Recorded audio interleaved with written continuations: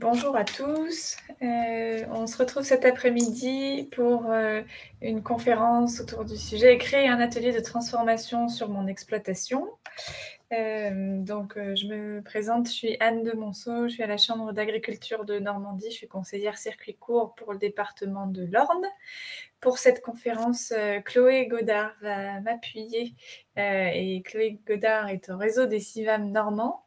C'est Chloé qui pourra prendre vos questions dans le chat notamment. On va y venir ensuite.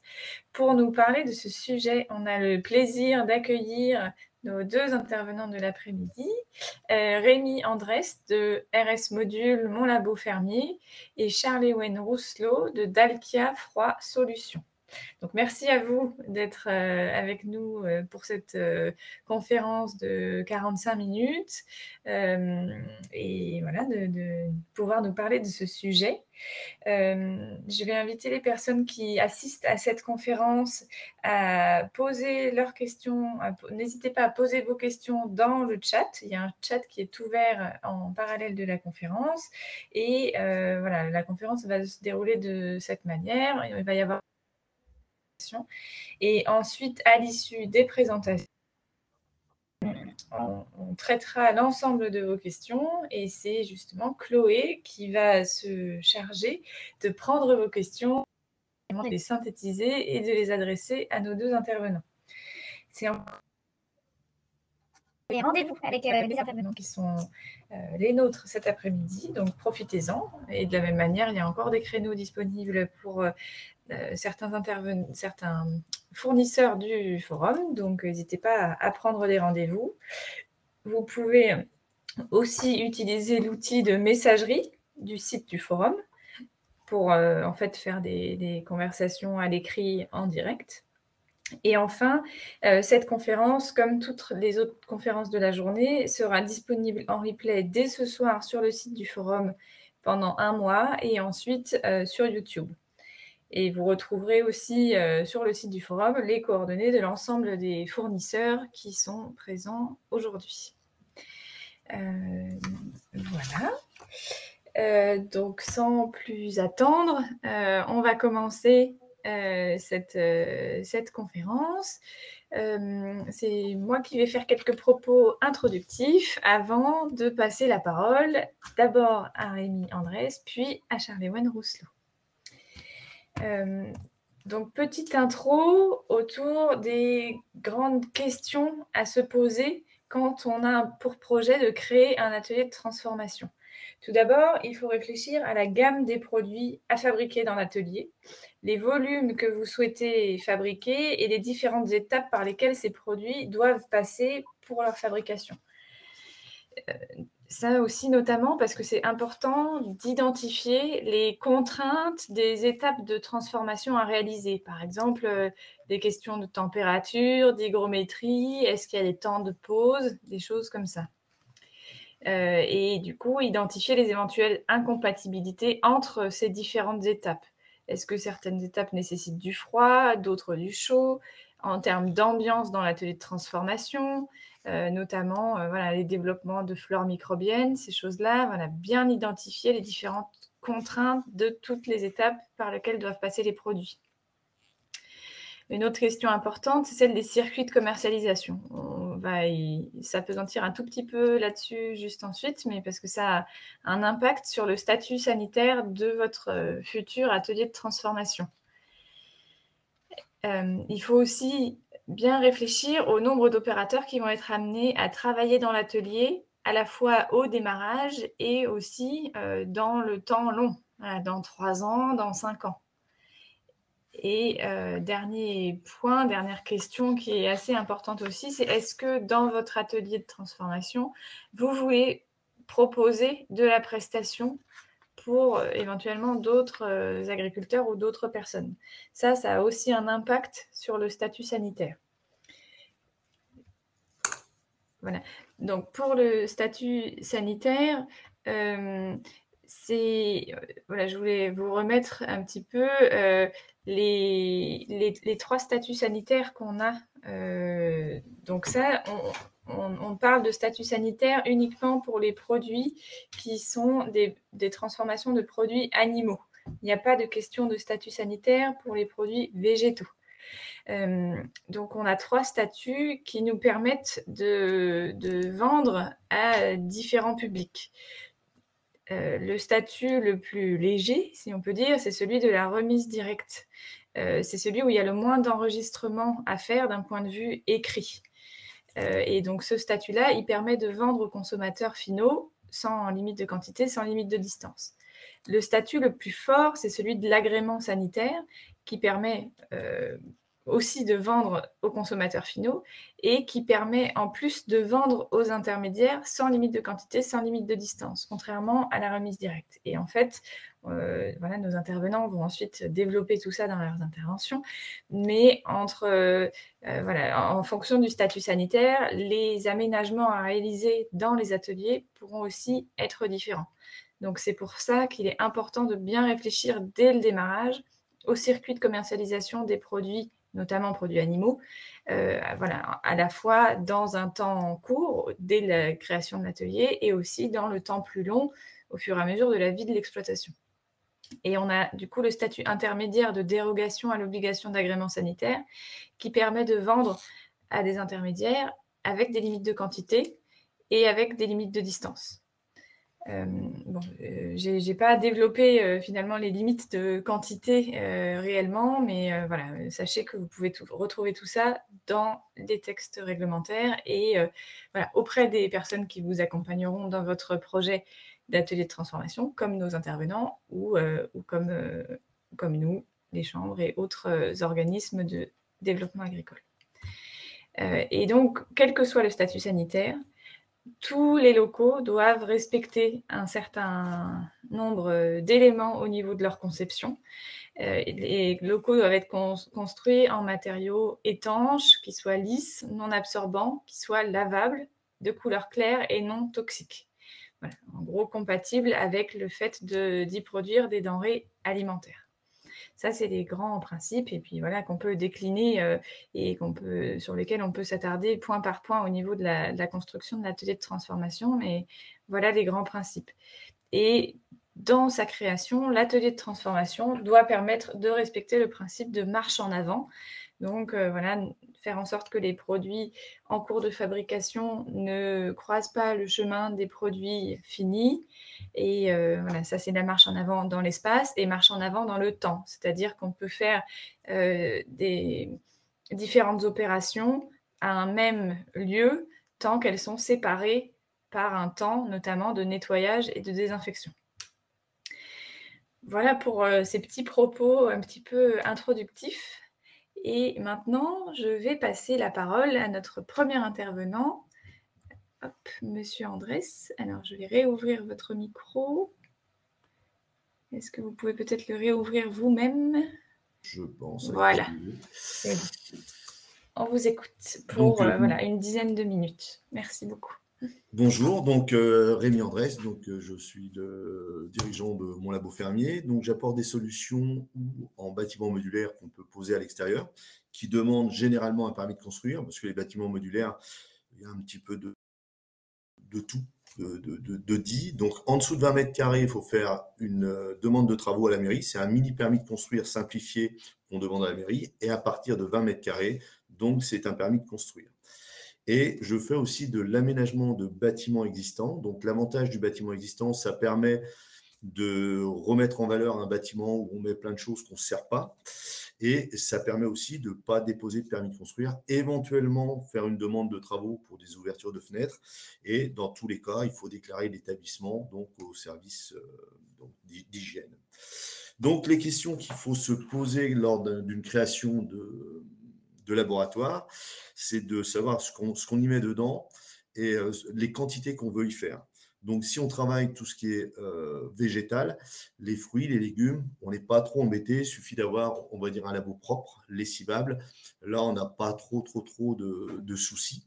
Bon, qu'est-ce que je peux dire dans le végétal? Il ne faut pas faire non plus n'importe quoi. Il faut rester, on va dire, dans des choses simples.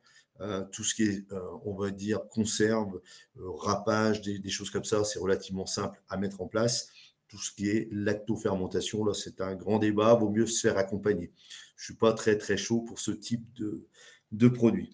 Par contre, dès qu'on touche à l'animal, là, il faut se poser des vraies questions, savoir un petit peu les quantités qu'on veut transformer, quel type de produit, comment, à qui vendre, parce que là, c'est hyper important.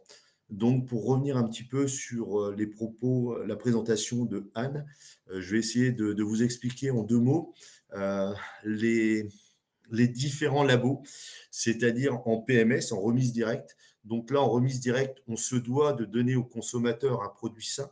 C'est-à-dire que si vous transformez et que je vous achète quelque chose, si je tombe malade, je sais que c'est vous qui l'avez fait, donc vous êtes responsable. Donc vous êtes limité donc, au niveau vente directe uniquement en vente directe dans votre magasin ou dans le réseau, on va dire, agricole, dans un rayon de 80 km autour de chez vous. Par contre, si vous voulez vendre à des intermédiaires ou faire de la prestation de service, là, vous êtes obligé de passer en agrément. Et au niveau agrément, il faut vraiment travailler le plan avant de lancer les travaux. C'est-à-dire, avant de lancer les travaux, il faut faire valider donc vos plans par un professionnel, vous faire accompagner en général, parce que bon, les chambres d'agriculture le font bien, certaines chambres d'agriculture. Après, il y a des conseillers, je peux vous accompagner là-dessus. J'ai éventuellement des personnes qui peuvent vous accompagner, mais dans tous les cas, il faut vraiment rentrer dans le détail, voir un petit peu ce que vous souhaitez transformer et pas faire n'importe quoi. Parce que bon, le jour où on demande l'agrément, on s'aperçoit que le dossier est hyper balèze. Et monter un dossier d'agrément seul, c'est très, très, très compliqué. Il faut respecter donc les marches en avant, comme Anne l'a dit, et bien d'autres choses, respecter les recettes, respecter beaucoup de choses. Je ne sais pas si vous avez des questions en particulier là, à l'instant T, mais bon, Anne, je vous laisse un petit peu la parole, si vous avez 2 minutes, en questions ouvertes, s'il y a des questions, parce que bon, après, il faut rentrer dans le détail. Oui. Je ne sais pas, Chloé, est-ce qu'on a des questions dans le chat d'ores et déjà? Non, les questions, c'est un petit peu plus tard, mais il y a... Je ne veux pas rentrer dans les températures parce que c'est Charles qui rentre dans les températures après pour la conservation des produits.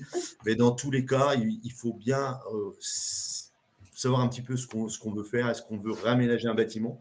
Est-ce qu'on veut faire un modulaire? L'avantage du modulaire, c'est qu'on n'a pas besoin de gérer de travaux. C'est-à-dire qu'on arrive, il peut arriver clé en main, les prises, le matériel, tout à l'intérieur. Par contre, si vous voulez en faire par vous-même, l'idéal, c'est de partir plus sur un labo dans un bâtiment existant et vous faire accompagner dans tous les cas. Après, dites-moi, Anne. Oui, peut-être, voilà, tout à fait. Peut-être, voilà, là, on a quelques images à l'écran. Peut-être, voilà, expliquer un petit peu votre mode d'intervention. Tous nos bâtiments, la partie des bâtiments modulaires, donc, ils sont fabriqués en France, dans l'Aube. Et on en expédie un petit peu partout en France. Dans votre région, il en existe partout. On a réalisé des belles réalisations de labos. Là, en ce moment, on est en train de finir une tuerie de porcs à la ferme. C'est nouveau. Je suis en train de faire la première tuerie de porcs en Occitanie, avec transformation derrière. Après, au niveau animal, on peut faire beaucoup de produits différents, où on a besoin d'une obligation aussi d'agrément, par exemple pour les œufs, pour le lait, pour tout ce qui touche à l'animal, même pour le miel, à partir du moment où on transforme en pain d'épices et qu'on y met du beurre et tout un tas de choses, on est obligé d'avoir un petit agrément aussi avec. Donc, avant de faire quoi que ce soit, il vaut mieux se renseigner auprès des chambres d'agriculture que d'avoir un rappel par les services d'hygiène, parce que ça peut faire très, très mal. Ou faut se poser les bonnes questions pour ceux qui font de la viande. C'est sur tout ce qui est steak haché, choses comme ça. Les steaks hachés, vous allez dire, c'est simple à faire, il y a de la demande, mais il faut éviter. Ou alors faire de la préparation bouchère, des produits, on va dire, avec un ajout de sel, avec des conservateurs, pour éviter les risques. C'est-à-dire, avant de vous lancer dans l'aventure de la transformation, renseignez-vous sur les risques. Et ça, les risques, je suis toujours en train de parler, vous allez dire, il est pessimiste, mais il faut savoir qu'en France, la première intoxication, c'est par le biais de l'alimentaire. Donc, votre métier premier, c'est de produire. Donc, avant de transformer, renseignez-vous de tous les risques et de la façon de faire les choses au lieu des fois de jouer un petit peu à l'apprenti sorcier. Voilà, je vous laisse la parole, Anne, si vous avez des... Merci. Peut-être qu'on va continuer par laisser la parole à Monsieur Rousselot et puis on reprendra aussi voilà, avec Chloé l'ensemble des questions à la fin de sa présentation. Je vous laisse, Monsieur Rousselot, ouvrir votre micro. Voilà. Merci. Oui, bonjour à tous. Donc, je suis Charles-Even Rousselot. Je suis commercial pour la maison d'Alkia Froid Solutions. Et du coup, voilà, je suis frigoriste et je vous aide et je suis capable de vous accompagner sur vos différents projets, que ce soit des projets de vente directe ou de transformation à la ferme, ainsi de suite. Et je suis garant des températures de vos différents produits, que ce soit dans le lait, la viande, le maraîchage ou simplement la ventilation aussi. Voilà, mon métier, c'est de vous accompagner aussi sur, bien entendu, la marche en avant et afin que vous puissiez présenter quelque chose de viable au service d'hygiène avant tout démarrage, comme le disait Rémi tout à l'heure, avant tout démarrage d'aventure. Sur le croquis joint, donc là, c'était un projet de fromagerie avec une zone magasin vente directe à la ferme, mais tout est envisageable.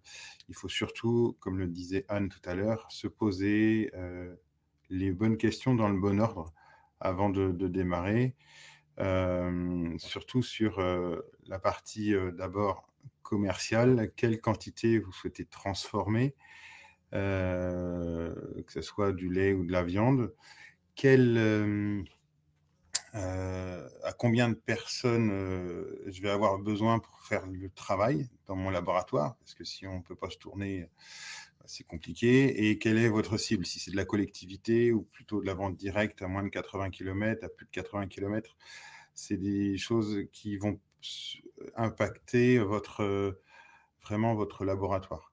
Et surtout, si vous souhaitez faire de la collectivité, répondre à des appels d'offres, soyez très vigilants parce que on peut prendre l'exemple, je ne sais pas, d'une mairie qui souhaite acheter pour les différentes cantines 500 fromages pour le 15 décembre. Bah, ça demande beaucoup de quantité, mais c'est en une seule fois. Donc, c'est plein de petites choses à penser. Est-ce que je vais pouvoir fournir? Est-ce que je vais avoir la quantité nécessaire? Et puis, bien entendu, après, à quel prix, quoi. Donc, voilà. Donc, ça, c'est des choses à bien quantifier. Et après, pour la zone travaux, c'est soit vous le faites chez vous, soit vous le faites dans une zone d'activité commerciale. Les réflexions ne sont pas les mêmes. Bien entendu, ça passe forcément par pratiquement à chaque fois un permis de construire. Et souvent, on veut réhabiliter un vieux bâtiment parce que il est dispo et qu'il est déjà construit. Mais attention aux différentes réservations, des siphons de sol et choses comme ça. Lorsque vous aurez une dalle à mettre en œuvre dans des vieux bâtiments, on n'a pas forcément les bonnes pentes, ainsi de suite. Et si votre laboratoire n'est pas facilement exploitable, où les dimensions d'ouverture de porte sont pas bonnes pour les passages de chariots ou autres, ça peut vite être très compliqué à exploiter. Voilà. Et quand je construis du neuf sur un terrain déjà nu, il s'avère que très régulièrement, ça coûte moins cher que de rénover un bâtiment existant. Après, voilà, chaque cas est unique. Et chaque étude peut s'avérer différente, mais dans ce qu'on voit habituellement, voilà, la rénovation coûte souvent un peu plus cher que de la création pure. Voilà, donc moi, je suis capable de vous accompagner aussi sur la récupération de chaleur, du chauffage d'eau de lavage, par de la récupération de chaleur des groupes froids. Il faut savoir que j'ai eu encore la question ce matin, certes, il y a des aides pour la récupération de chaleur, mais pour cela, il faut une grosse quantité de froid déjà de base pour pouvoir produire de la chaleur. Si le groupe froid consomme peu ou a peu de besoins de fourniture de froid, du coup, on aura peu de fourniture de chaleur pour l'eau chaude de lavage. Mais sachez que ça existe et je suis tout à fait à même de vous accompagner là-dessus. Donc, moi, je représente la structure d'Alkia Froid Solutions sur la Normandie. Et personnellement, je m'occupe du Calvados et de l'Orne, mais j'ai des collègues qui sont dans chaque département et nous sommes représentés à Rouen, Évreux, Lisieux, Caen, Carentan et Argentan. Voilà, personnellement, je m'occupe de Caen et d'Argentan. Je suis disponible si vous le souhaitez cet après-midi pour des rendez-vous. Et Anne, je vous laisse la parole, savoir si vous souhaitez. Merci beaucoup. Merci. Alors peut-être qu'on va te laisser aussi la parole, Chloé, voir s'il y a eu quelques questions, réactions qui permettraient de creuser certains points que les participants aimeraient voir détaillés. Oui, il y a une première question autour plus de la législation et des règles de transformation, notamment autour de plantes, donc j'imagine plantes aromatiques et médicinales, et s'il y a une réglementation spécifique quand ce n'est pas de l'alimentaire, pour notamment de la transformation de cosmétiques. Je ne sais pas, Anne ou Monsieur Andrès, qui se sent le plus à même de répondre.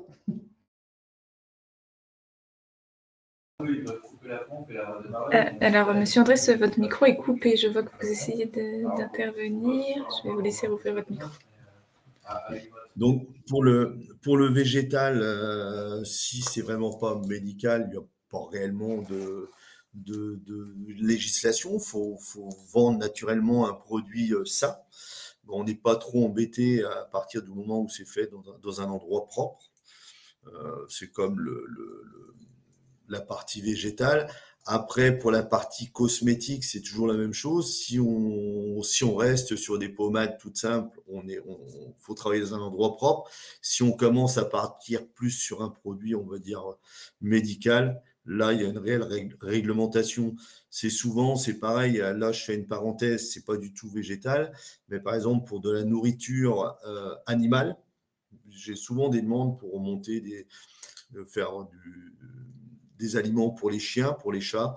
Là, il y a une réelle réglementation qui s'approche à celle de l'humain. C'est-à-dire qu'il faut respecter les normes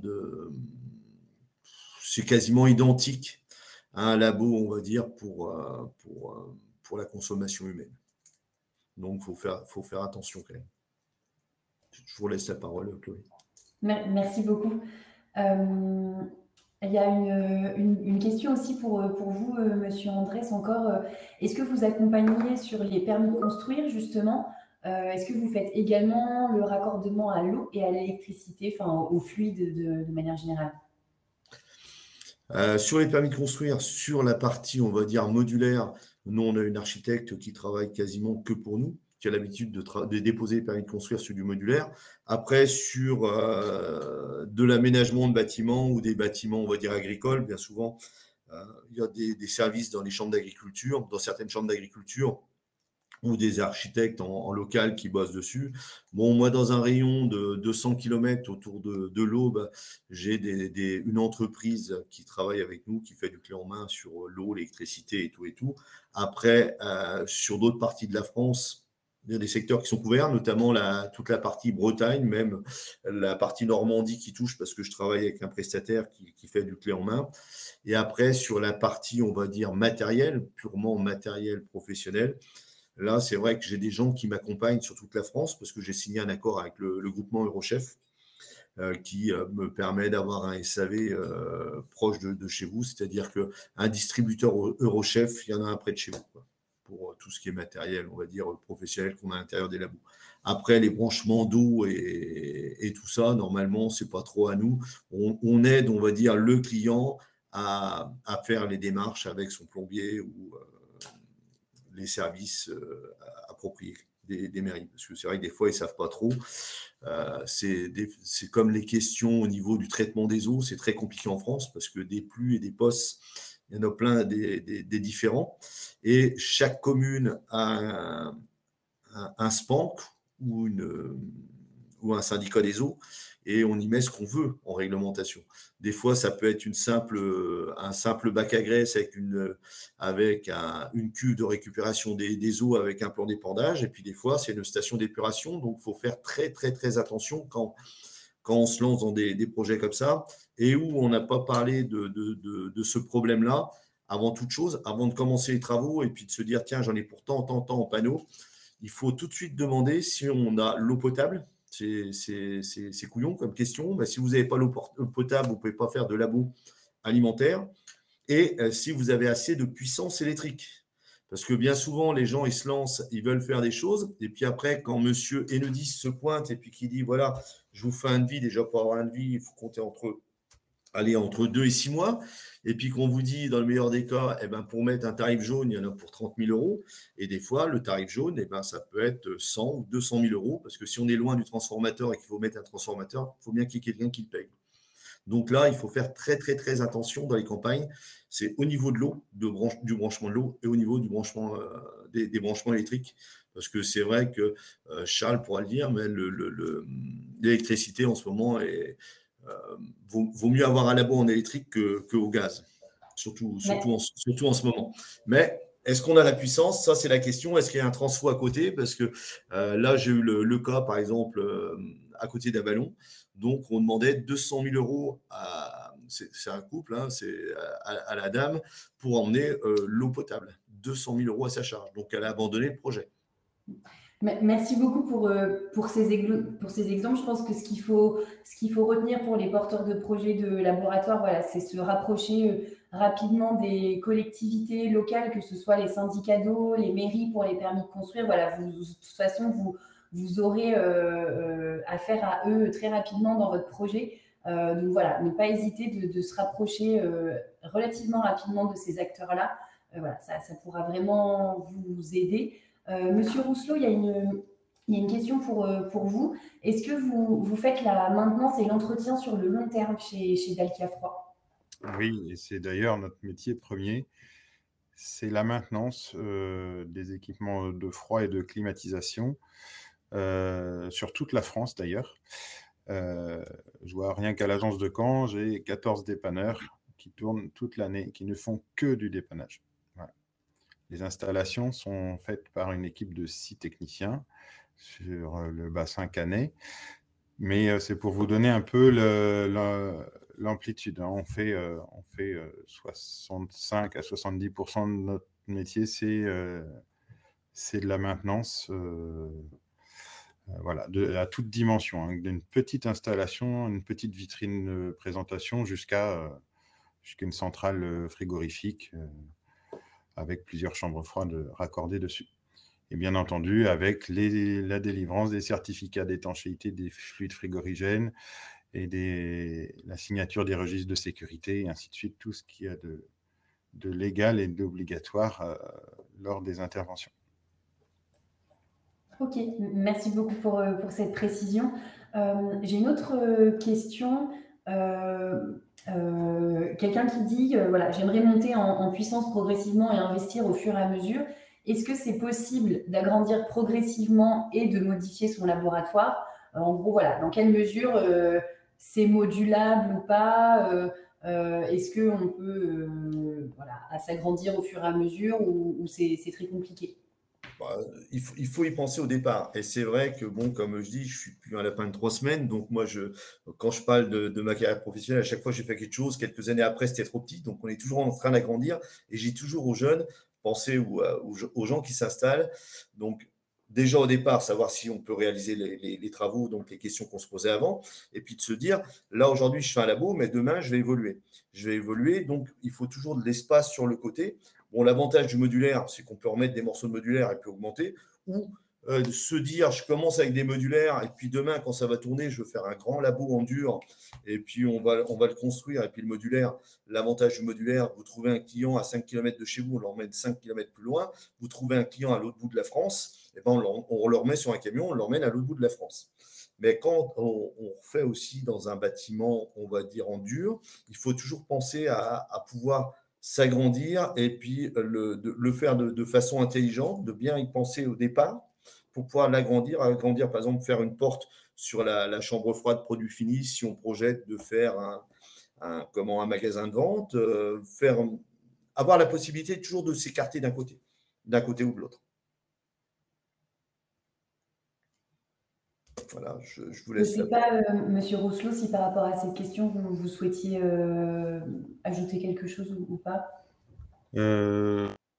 Rémi a visé juste en disant qu'il faut toujours laisser un côté avec une possibilité d'extension. Lorsqu'on démarre, on a toujours on a envie d'essayer de faire quelque chose d'assez juste, parce qu'on n'a pas forcément toujours les moyens au démarrage, mais très souvent, et je le souhaite à tous, d'être victime de son succès.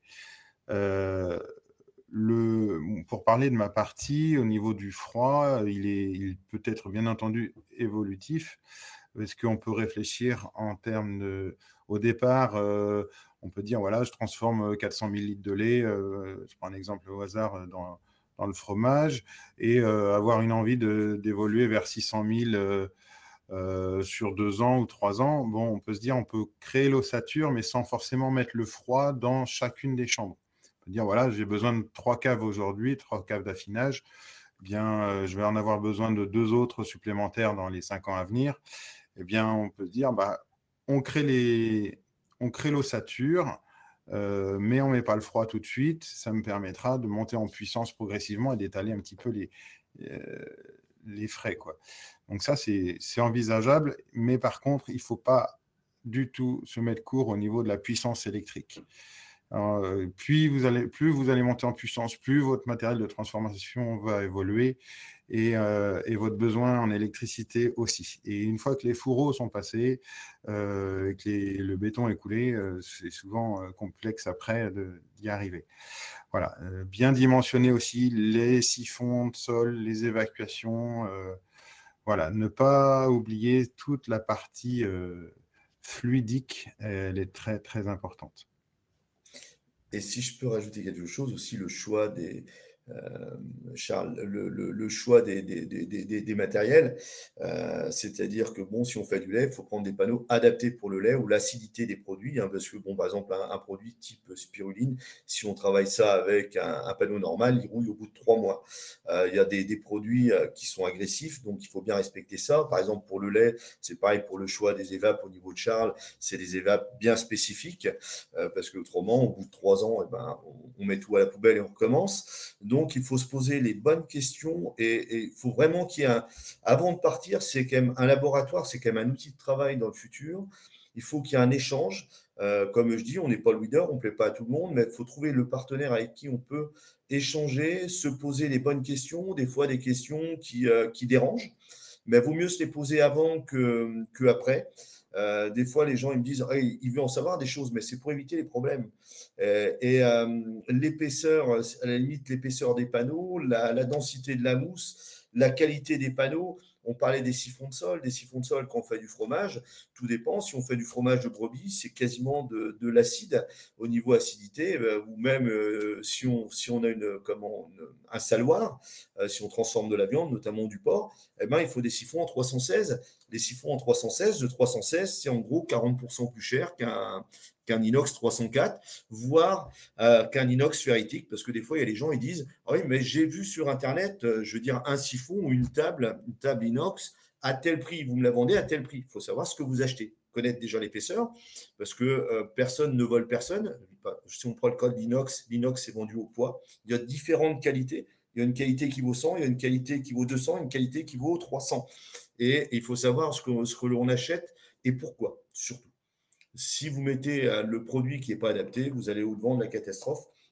Et des fois, quand on parle d'un labo évolutif, il vaut mieux le faire petit à petit, mais le faire correctement. que de tout recasser par la suite. Je ne sais pas ce que tu en penses, Charles. Oui, Rémi, la qualité d'inox, que ce soit dans les tables, dans la laverie, les épaisseurs et les qualités sont plus qu'importantes, surtout dans le domaine du fromage. L'inox ferritique, il faut dire que ça existe, donc c'est de l'inox qui rouille, donc il y a assez peu d'intérêt en fait.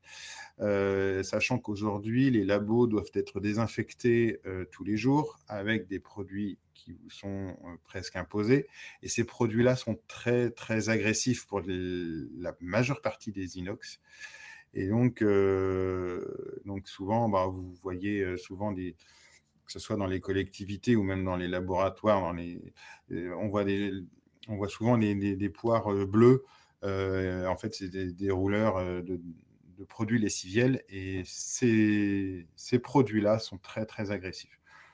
Vous avez le droit d'acheter tout, du moment que vous avez l'agrément sanitaire, il n'y a pas de problème derrière. Le seul truc, c'est que dans le temps, vous allez être obligé de démonter pour refaire. Et ça coûte plus d'argent que de monter une seule fois, une bonne fois pour toutes.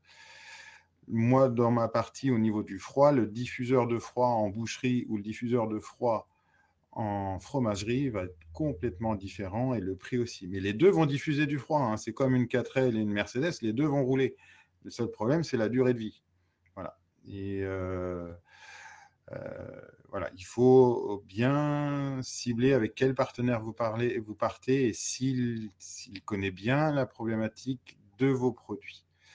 On ne fait pas une chambre froide, on fait pas la même chambre froide pour rafraîchir de la salade que pour faire de la fraise. C'est pas les mêmes données de température, les mêmes données d'hygrométrie. Il y a plein de choses à connaître et il faut pas se lancer tête brûlée avec le premier qui va parler. Voilà, il faut poser les choses et c'est pour ça qu'on a besoin de vous poser pas mal de questions sur ce que vous voulez en faire, les quantités et vers qui vous allez pour qu'on puisse cibler et vous accompagner au mieux pour votre outil de travail qui est fait, je ne sais pas si Rémi va me contredire, mais entre 15 et 20 ans de vie, quoi. Ouais, un labo, c'est fait pour durer, donc il faut faut faire le bon choix et c'est toujours une question au départ, poser les bonnes questions, ce qu'on va faire, les quantités, que ce soit pour l'agrément, pour le choix du matériel, pour tout. C'est d'en savoir un maximum sur le client pour répondre au mieux à ses besoins. Et c'est vrai que ça peut être casse-pied, mais toutes les questions que l'on pose, je sais que perso, je pose plein de questions. On parlait d'assainissement, d'électricité, de choix des matériaux, des produits, des quantités. C'est important.